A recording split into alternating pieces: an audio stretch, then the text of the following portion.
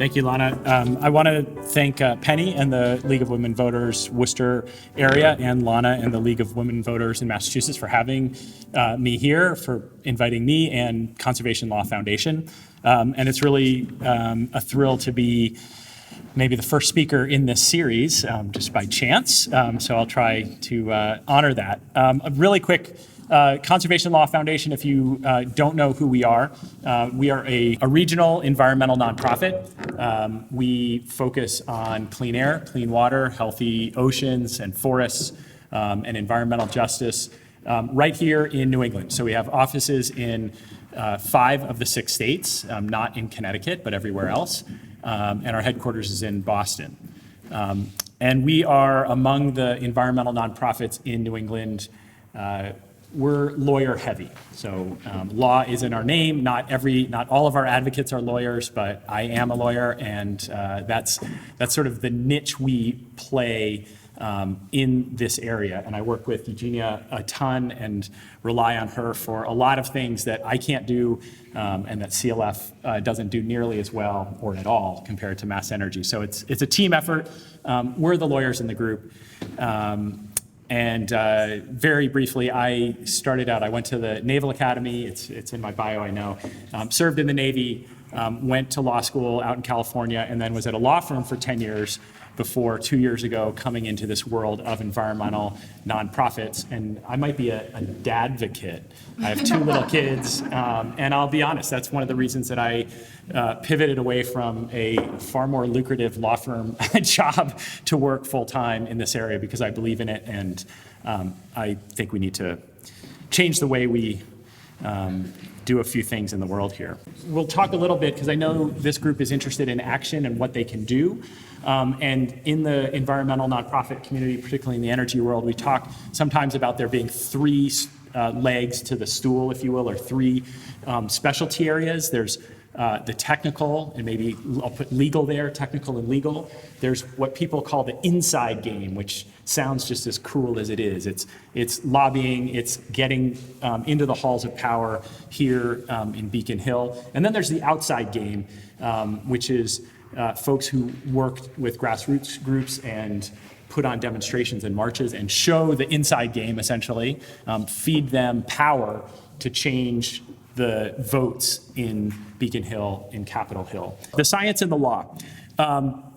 There has, despite what anybody in Washington says right now, there is an international scientific consensus since at least 2010, and that's a very conservative date to put on it, but this is when COP16 in Cancun, the agreement expressly adopted the climate scientists' goals for combating climate change. And I just put these up I sometimes have to check. COP is the Conference of Parties. COP21 was the Paris Accord, COP21 was in Paris. We heard a lot about that. COP22 this year in Marrakesh. So this is an annual meeting related to the UN's framework on climate change. And what was the goal that they adopted? There it is. So this is to prevent anthropogenic climate change. So there is no dispute, both that the climate changes all the time and that men and women are changing it through our actions, largely since the Industrial Revolution, which is what my wife studies. She's a British historian. So just think, say 1850, 1870. Since that point, there's been a dramatic increase that's due to our economy and, spoil alert, to burning fossil fuels. So we sort of know the mechanism, we know when it started, and the science tracks that along. The other half is what we need to do is to limit the effects of that type of climate change, human-made climate change, to global warming, a global average surface temperature of 2 degrees Celsius or less. That's straight from the climate scientists. When we try and get closer to what I do, policy and turning that into actionable events, it's translated into reducing by 2050 our emissions to 80% of their 1990 level. And I wish I could tell you why it's 80% of our 1990 level. My understanding is it's where some of the scientific data sets started. And so we can blame the climate scientists for that one.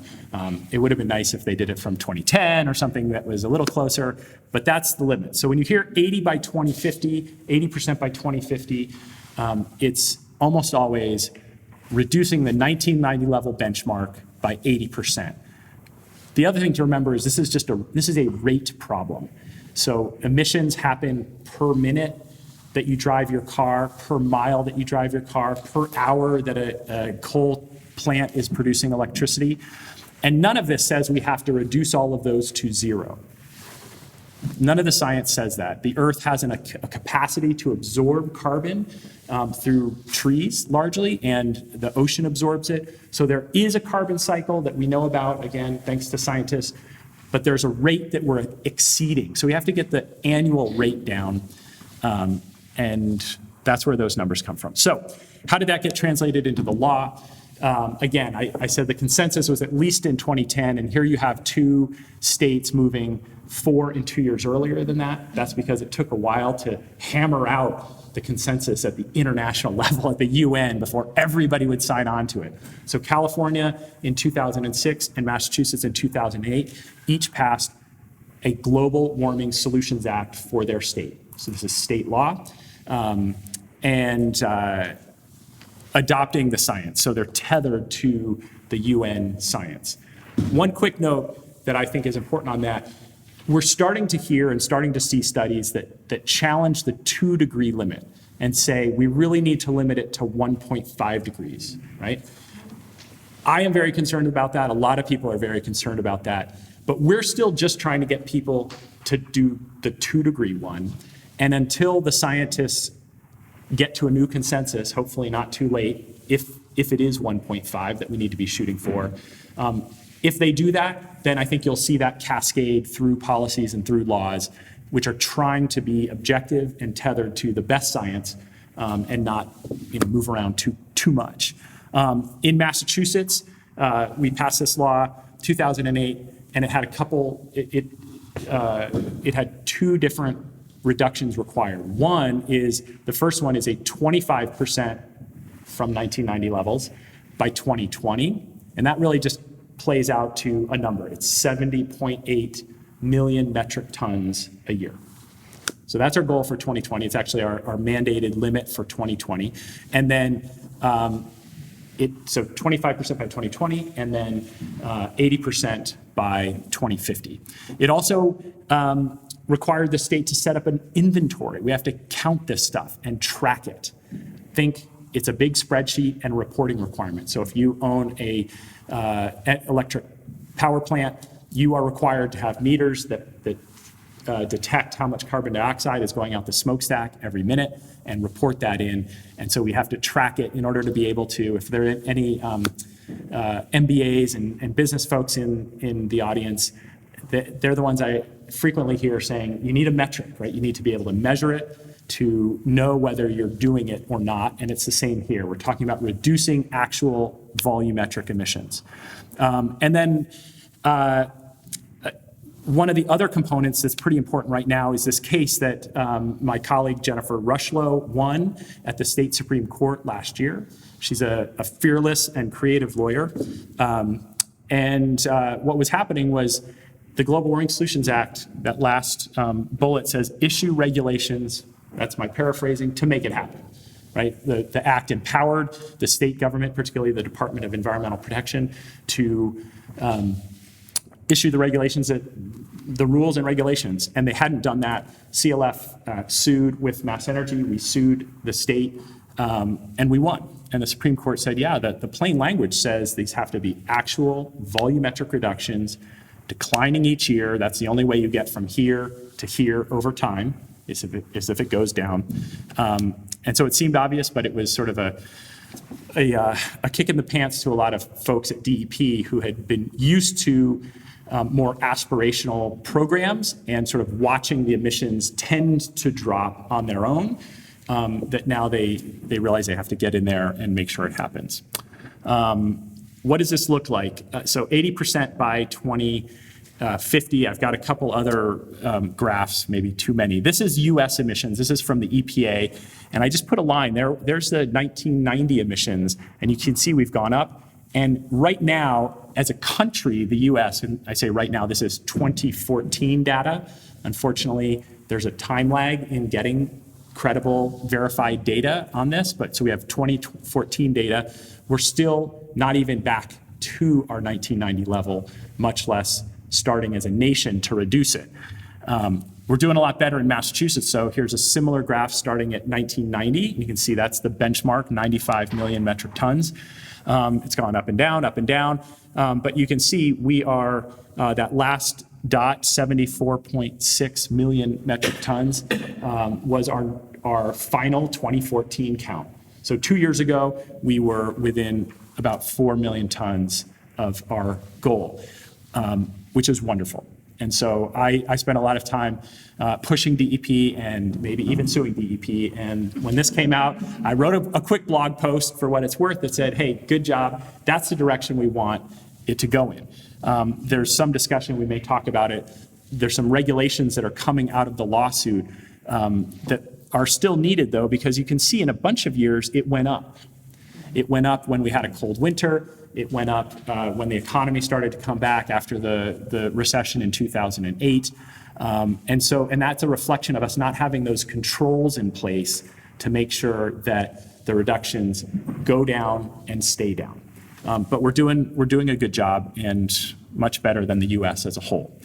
Just to put it in context, I hope this doesn't depress people, but if Massachusetts were to get to zero emissions tomorrow, we are responsible for about 3.5% of US emissions. So we can't do it alone, but one thing that we can talk about tonight is that Massachusetts and New England can provide an example. And it's something that Massachusetts, you all know better than I, I'm only 3 or 4 years in Massachusetts, but the Affordable Health Care Act is a great example of something innovated and demonstrated in Massachusetts that was then applied nationwide. And so that's why I go to work every day, is not because I think I can fix the whole problem. I can't. But if we can come up with ways to do it here, then I think we can help fix the whole problem in that way. And this is just a breakdown. I want to emphasize we talk a lot about electricity, and we'll talk about electricity and renewable energy today, which is really important. But this is a cross-sector problem. And when I say that, I'm saying not all of our emissions come from electricity, which I think everybody knows. The other big wedge there on the right in purple, now our largest percentage, because we've been reducing our electricity emissions a lot over the last 10 years. Yay us, New England. We have been leading the country. The only other grid that's cleaner is in California. Now our power sector is 20% at the bottom, and our transportation sector, all those little fossil fuel burning cars we all have, that is now a bigger percentage of our emissions. And then the other stuff, since electricity is pulled out, the residential and commercial is generally space heating. Residential also is things like the gas range that I love to cook on, and maybe we'll have to give up by 2050. I'll talk about that. Even sooner, yeah. But it's things like that. But mainly it's space heating, and because the electricity is pulled out. And then we have some industry. It's about 10%. And that's something that people don't talk about that often, but it's called industrial process heat. So if you want to make plastic or semiconductors, a lot of times there's a furnace involved somewhere to get that product. And it's also not necessarily electricity. So is this possible? Yes. So I just want the good news, yes, we can. I was thinking of the 2008 campaign that I miss now, but and our friend, the President Barack Obama, but yes, we can do this. How do I know? Don't trust me, because I'm just a lawyer. I read the studies that other people do. But one that I rely on a lot is called the Deep Decarbonization Pathways Project. This was kicked off by Professor Jeff Sachs at Columbia, a world-renowned economist who does a lot of work on sustainable development. And it was mainly a UN-facing effort, getting together the 16 largest polluters in the world, of which the United States is one, and teams of scientists in each state to answer the question, can we get there? We now have, this was in 2014, he said, hey, the climate scientists have told us where we need to get to. Is it even possible? And then Sachs did something that I think is really important. He constrained the teams and said, you have to let the population keep growing as projected, and you have to let the economy keep growing. Because if we don't do that, people will never support this. People aren't going to trade their jobs for cleaner power. They aren't going to trade their livelihood for it. So can we do it under those constraints? And they found out that we can. So I'm going to show you some of the data there.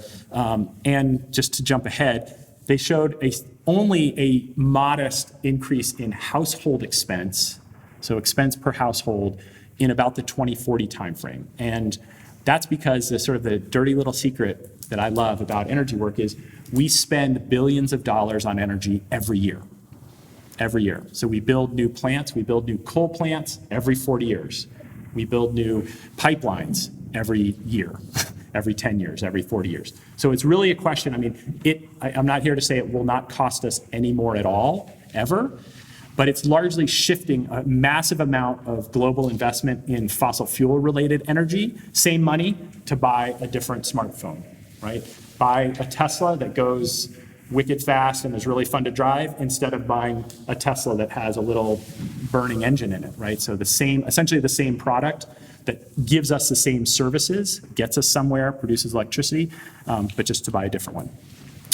So some of their findings that I wanted to share about this problem, because it's cross-sector, they call these the 3 pillars of decarbonization. How do we get to this goal? One is being a lot more efficient with our energy. And again, their graphic there of a light bulb, an incandescent to a compact fluorescent or an LED is great. We're not asking anybody to give up their light and stop reading their books at night. It's just a different product delivering the same service for a lot less energy. So efficiency is the same service. It's not conservation.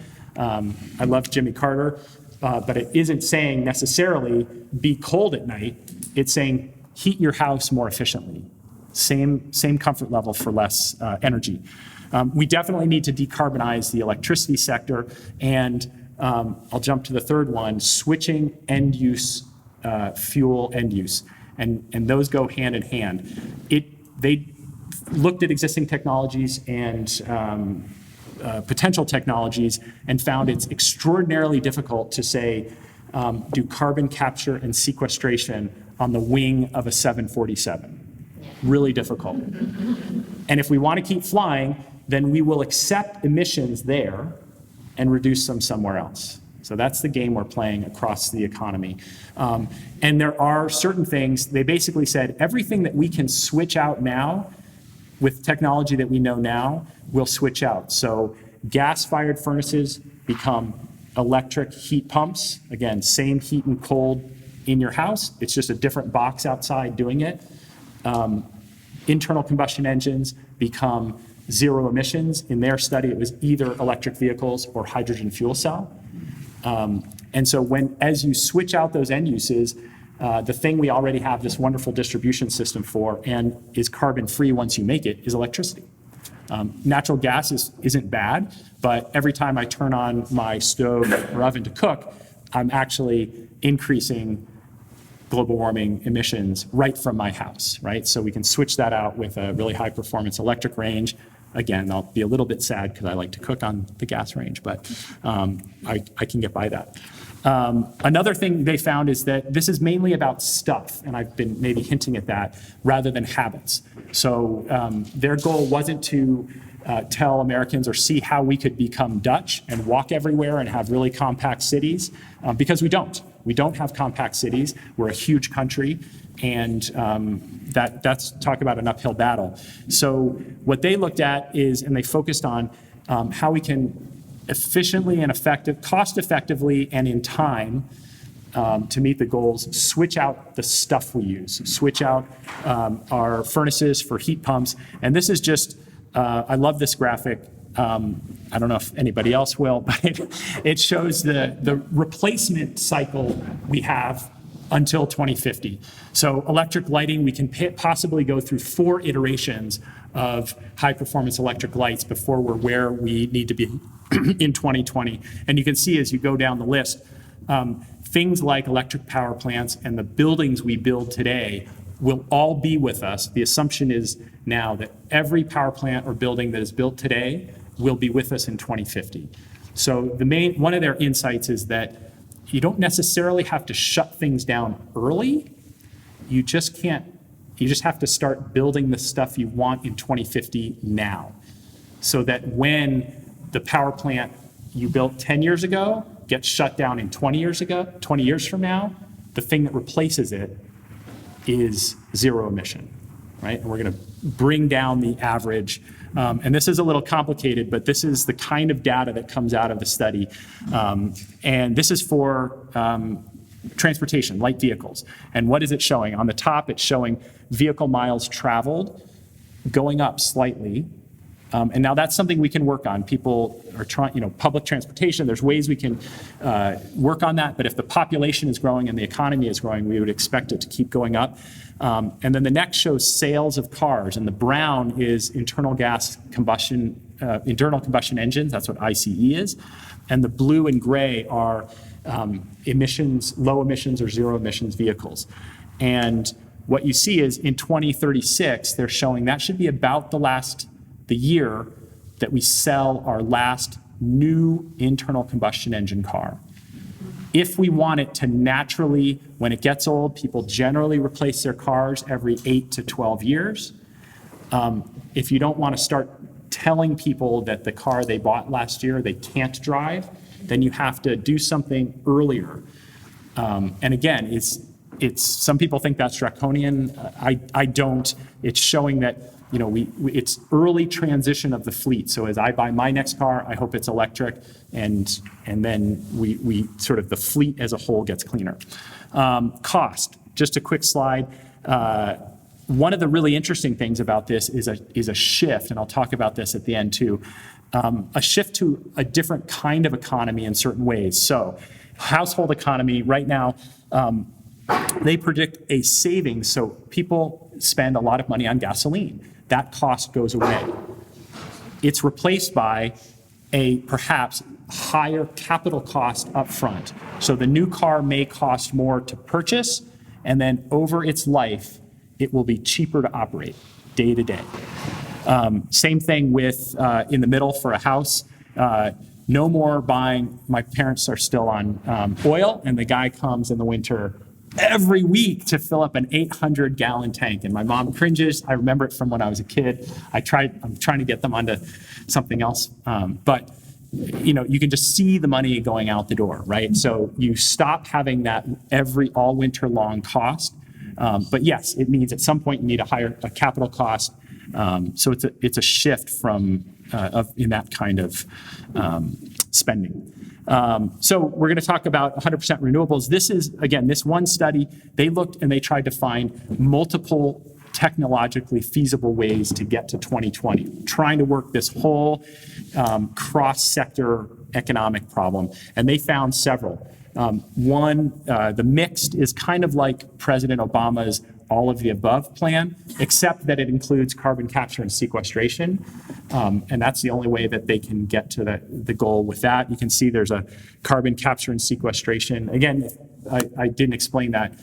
This is where you actually take the smokestack exhaust from a fossil fuel power plant, usually burning coal or natural gas, and you put it through a bunch of machinery that I don't know how it works, and you condense it and you pull out the carbon dioxide. And you then either shove it down in the ground, or what people do now is they sell it to an oil company, and oil companies for years have used CO2 to pump it into the well to get more oil out, which is sort of defeating the purpose right now, but that's the technology. So when I talk about carbon capture, it's continuing to burn fossil fuels, but to grab the carbon dioxide and do something with it, turn it into limestone. It's not a proven technology really yet. They also showed a high nuclear, which everybody cringes when I say that. This was a US study across the whole US, and a high renewable. So they're showing that there's a lot of ways that we can do this.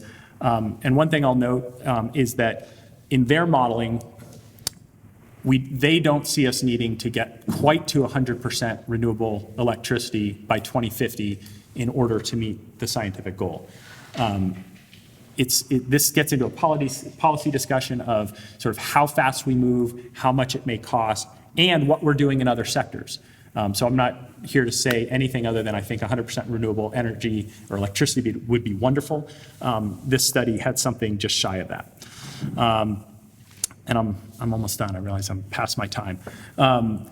So last thing, this is a curve just to give you an idea of this is Massachusetts again, that's our 1990 levels showing our historical emissions in dark blue and then a projection. And this projection was done in about 2012, but a projection of the kind of reduction by sector that we would need to get to that small amount by 2050. And the red box is just, that sort of shows 2016 to 2020 or 2017 to 2020. So there's been a lot of discussion. I mean, Eugenia and I were on Beacon Hill every day last summer trying to push for new legislation, which is really important. And there's been a lot of discussion with that lawsuit that we filed about the 2020 limit.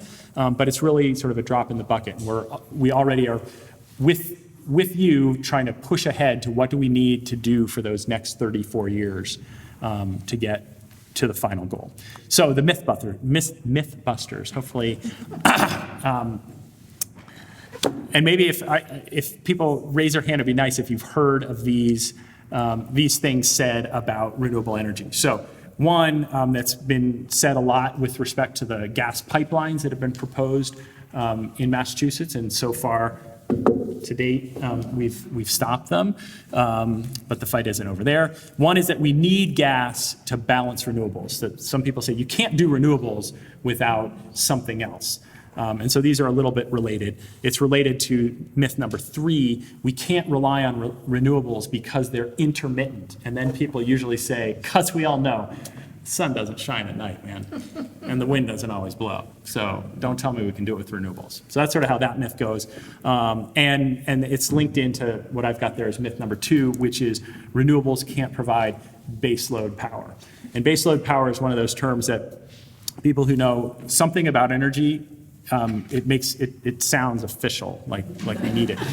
And so I'm going to start with the baseload power one because this is really an old paradigm that we've had at least since 1940. And I put 1940, it really goes back to the start of commercial electricity in the US, which is more like 1890. But after World War II, so maybe it's 1945, electricity use in the US dramatically increased. Tennessee Valley Authority electrifying rural America, the rise of air conditioners in every home. That's when it really took off. And so this model has been there for a long time. And what does this crazy, confusing diagram show? Our daily energy demand, and that's this black line at the top. This is essentially the needle in the grid operator's room showing us, and these are the hours of the day. So 2 in the morning, 4, 6, 8 people are waking up, going to school, and you can see they're turning things on, and the need for power goes up.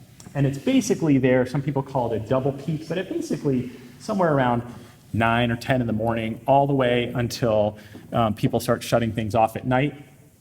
We've got this higher load in the afternoon, and oftentimes this goes really to a peak in the summer, around 4 or 5 o'clock after the hottest time of the day. Maybe that's about 3 o'clock. Air conditioners are cranking, and then people turn it off. And base load is this idea that there's stuff that we never turn off. There's stuff providing power to us at 2 in the morning, at 4 in the morning, and after midnight. And traditionally, that has been coal and nuclear, both of which are just big tea kettles, right? So we boil water one way or another, and then you use the steam to spin a turbine and generate power. Those plants take a long time to turn on and a long time to turn off. The kettle is operating at, say, about 2,500 degrees Fahrenheit, so hotter than the kettle on our stove. And it just takes time to warm that stuff up and cool it down, or else things break. Like I said, I was in the Navy. I started out on a ship. The engineers would have to come off leave about 2 days before everybody else. Why? To turn on the tea kettles. We had to get this stuff going, get it warmed up so that when the skipper wanted to get underway, it was all running. So the same thing here. And then you have this term Pkers. So these are things that turn on as the load comes up, and those are often natural gas fired. But here's the new paradigm. And this is also confusing, sorry, but this is now several days of load. So these are several daily peaks across 1 week. And this is a model of demand and generation in Texas. So there's no offshore wind in this, but there is wind. And this is from Rocky Mountain Institute, Amory Lovins. What this shows is meeting our demand a different way. And that's maybe just the easiest way to say it. Instead of having these big tea kettle plants that we leave on because it's cheapest to leave them on, we think of how can we, what generation is available to me right now, and do I have enough of it? So it turns out this middle color right here, I don't know if anybody can see. Does anybody want to guess what this sort of teal color is? Sorry? Wind. So this is onshore wind. It blows a lot in Texas. And guess what? It blows all night long, too. The wind, if anybody spent time at the ocean, the sea breeze and the land breeze, it tends to go back and forth and be complementary. So here, one of the strategies is to have onshore wind in Maine and in parts of New England, other parts of New England, some in Western Mass, and offshore wind. One blows during the day, one blows during the night. Hey, that's cool. Now we don't need a gas-fired peaking plant to balance because renewables are balancing each other. And the one that generates right in the middle of the day, it's orange, and then it's actually behind this color here, is solar. As you can see, it tracks pretty nicely with the peak. The sun, the hottest part of the day, is often normally the sunniest part of the day as well. And so this is just a different idea of piecing together what we need. But it is really, really hard to sell this or describe it to people who for 40 years have done this. And baseload is just one of those terms. What is baseload? It's nothing. Baseload is nothing we have to worry about. We need to start worrying about our emissions and what we have available. Last slide. So the final myth is this idea that renewables are intermittent. The wind doesn't blow all the time. But intermittency does not equal unpredictability. So I check the weather all the time. Not everybody likes the weather people, National Weather Service, but it turns out that within 3 days, they're 85% correct, down to the hour. They're really good. It's science again. They're satellites. It's a great part of the US government, I think.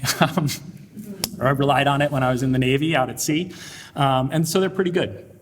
This is showing in blue, and it's really hard to see. It's better as a video. I caught this from a YouTube video.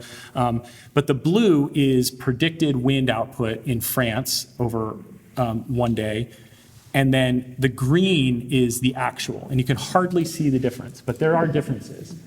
And so that's a pretty tight forecast of the electricity that's going to be available from those wind turbines on any one day. It gets better as you get closer to it. I don't know how to do it, but that's what a lot of electrical engineers who run the grid do know how to do. And this is just evidence that it's capable. It's possible. We can do it. So that's all I have. And this is me. Again, if you want to. Thank you.